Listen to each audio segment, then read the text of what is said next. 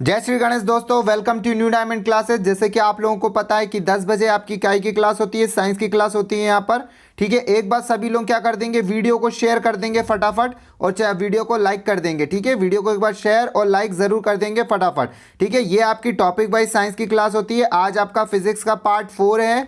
ठीक है, जिसमें अभी आपको पता है हीट चल रहा है और हीट और यूनिट के क्वेश्चन हम लोग कर चुके हैं। आपको डिस्क्रिप्शन में बाकी के वीडियो की लिंक मिल जाएगी, आप लोग देख सकते हैं। साइंस टॉपिक वाइज के नाम से प्लेलिस्ट बनी है आपकी। ठीक है, आपके केमिस्ट्री और बायोलॉजी के पीडीएफ आपको लेक्चर भी वहीं पे मिलेंगे। ठीक है, और पीडीएफ के लिए आपको टेलीग्राम ग्रुप ज्वाइन करना पड़ेगा, जिसकी लिंक आपको डिस्क्रिप्शन में मिलेगी। ठीक है दोस्तों, स्टैटिक जीके की क्लास आपकी 12 बजे होती है, ये भी आपकी टॉपिक वाइज चलती है। ठीक है दोस्तों, और साइंस की मिक्स क्वेश्चन की क्लास होती है, 50 से ऊपर क्वेश्चन रहते हैं इसमें, ये आपकी 3 बजे लगती है। ठीक है, और आपकी एमपीजीके की क्लास होती है जो आपकी 7 बजे लगती है, अर्जुन सर लेते हैं ये क्लास। ठीक है, बहुत ही धांसू तरीके से। और शाम को 9 बजे होती है, फिर आपको रात में 9 बजे होती है मैथ्स की क्लास आपकी, जो कि नूतन मैम लेती है। ठीक है, ये सारी क्लासेस की पीडीएफ्स आपको टेलीग्राम ग्रुप पे मिलेगी। ठीक है, डिस्क्रिप्शन में आपको लिंक दी गई है, आप वहां से ज्वाइन कर सकते हैं। चलिए आज का वीडियो हम लोग शुरू करते हैं। ठीक है, तो पहला क्वेश्चन आप लोगों को जैसे पता है, यहाँ पर 20 क्वेश्चन में से आपको कम से कम 15 क्वेश्चन सही करने होते हैं। ठीक है, चलिए यहाँ पर आगे चलते हैं पहले क्वेश्चन की तरफ पे। आपका पहला क्वेश्चन आपकी आंखों के सामने आ चुका है। ठीक है, आपसे पूछा जा रहा है यहाँ पर, जल्दी से बताएंगे इसका क्वेश्चन का आंसर क्या होगा। क्वेश्चन नंबर 1 आपकी आंखों के सामने। ठीक है, मिक्सर में कुछ मिनट चलाने के बाद मिक्सर का जो जार होता है वो गर्म हो जाता है, इसका कारण क्या होगा। ठीक है, इसका कारण है, जल्दी से बताइए इसका कारण क्या होगा। तो बिल्कुल इसका राइट आंसर है यहाँ पर आपका बी ऑप्शन की मशीन की संचालित भागों के बीच में लगातार घर्षण। ठीक है, बिल्कुल यहाँ पर सेकंड वाला ऑप्शन बिल्कुल सही जवाब है।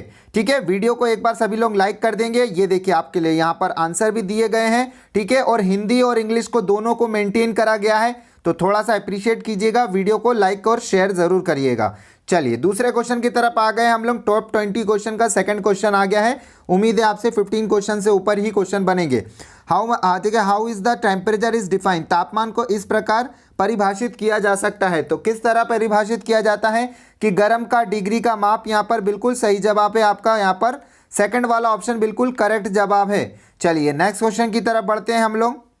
ठीक है, बिल्कुल यहाँ पर थर्ड वाला ऑप्शन यहाँ पर बिल्कुल सही था, थर्ड ऑप्शन बिल्कुल सही था उसका।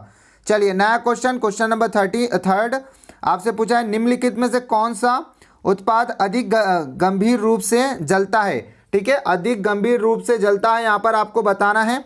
तो बिल्कुल इसका राइट आंसर क्या होगा यहाँ पर, सेकंड वाला वेपर एट 100 डिग्री सेल्सियस।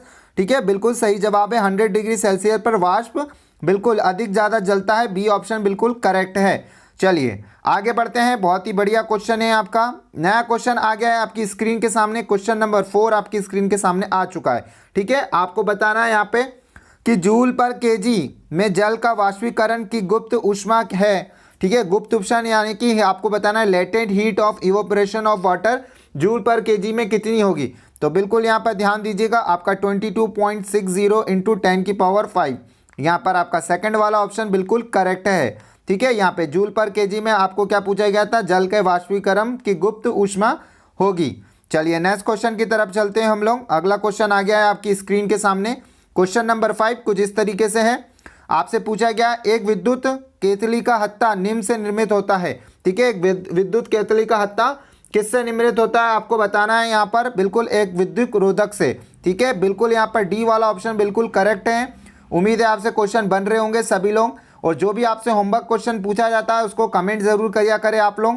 और वीडियो कैसा लगा ये भी आप लोग कमेंट कर सकते हैं। हाँ सर अच्छा लग रहा है हमें, ऐसे टाइप की सीरीज चल रही है हमें, बिल्कुल आप और ज़्यादा क्वेश्चन लाएं, ऐसे टाइप भी आप लोग कमेंट कर सकते हैं, फीडबैक देना ज़रूरी है।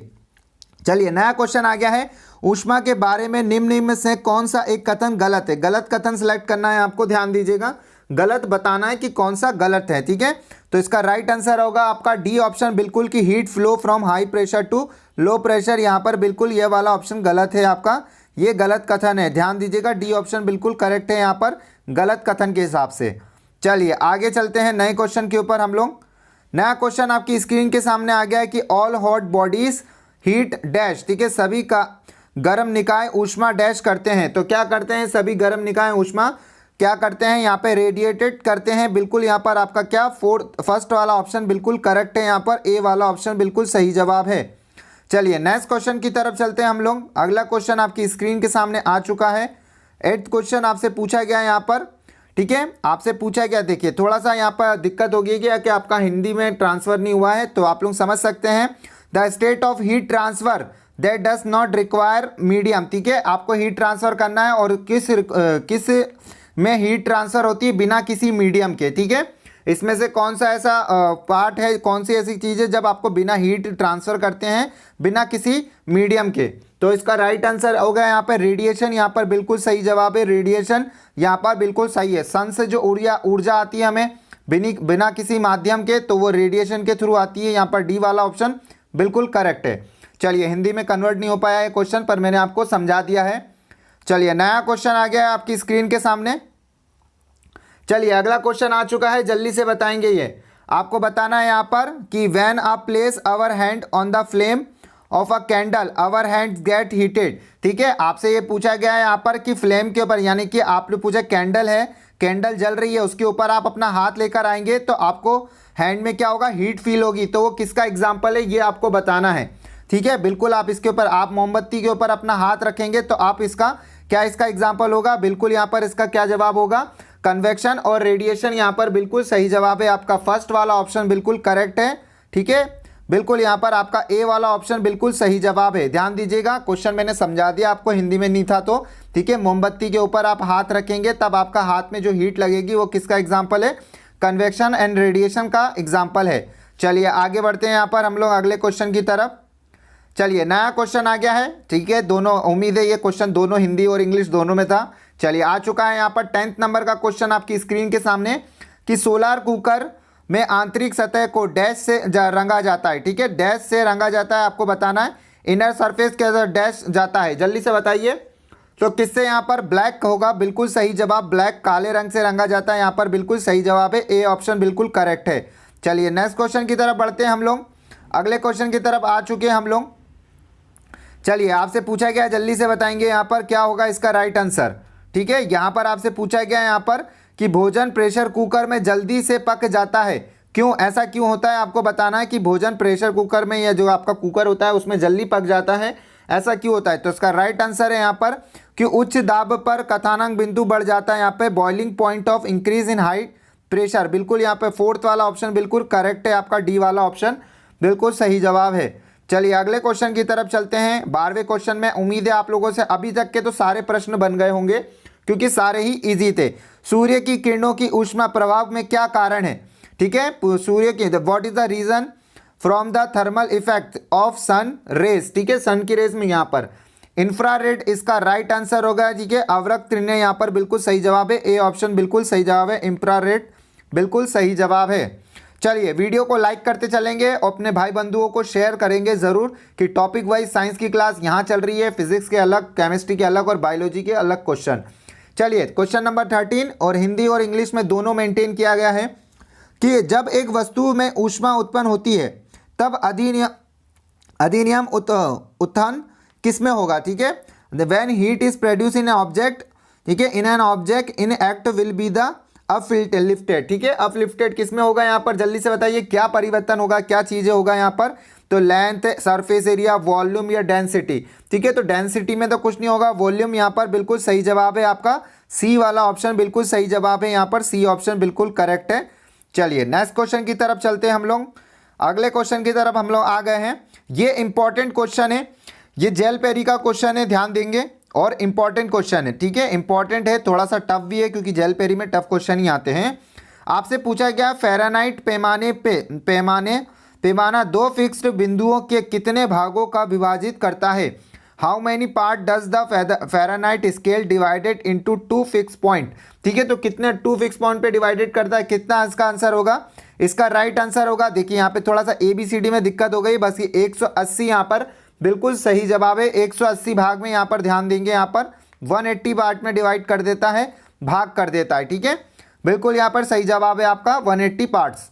चलिए यहाँ पर आगे बढ़ते हैं। यहाँ पर 15 नंबर का क्वेश्चन आपकी स्क्रीन के सामने आ चुका है कि थर्मोमीटर बल्ब में समाविष्ट होता है, क्या होता है यहाँ पर जल्दी से बताएंगे। आपको बिल्कुल सभी लोगों को पता, देखा भी है लोगों ने, लेबोरेटरी में देखा होगा।